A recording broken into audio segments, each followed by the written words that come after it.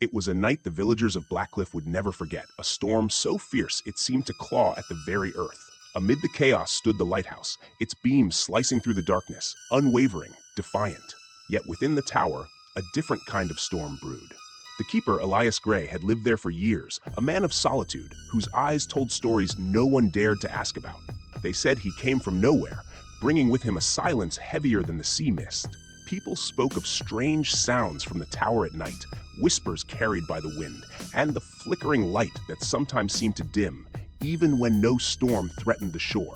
On this particular night, young Sarah, a villager with a heart braver than her years, decided she'd had enough of the mystery. She made her way to the lighthouse, drawn by an unshakable feeling that something wasn't right.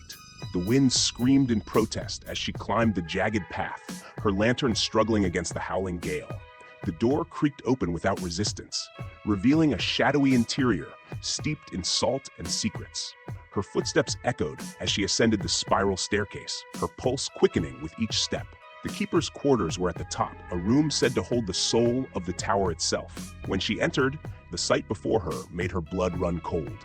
Maps lined the walls, but they were not of oceans or coasts. They were marked with names, crossed out with angry slashes of ink.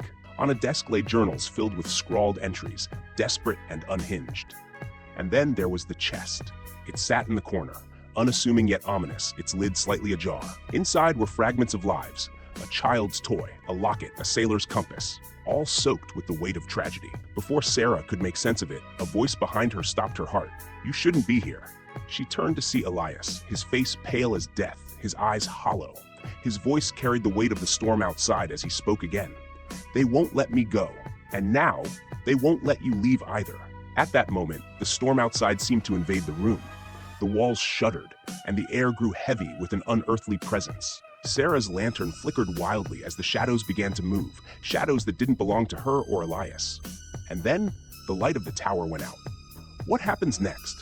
Is Sarah trapped in the lighthouse with the spirits of those Elias betrayed? Or will she uncover the final secret that could break the curse once and for all? If you want to know what happens in part 2, leave a comment below and let me know your theories. Don't forget to subscribe and hit the notification bell so you won't miss the next chilling chapter of The Lighthouse Keeper's Secret.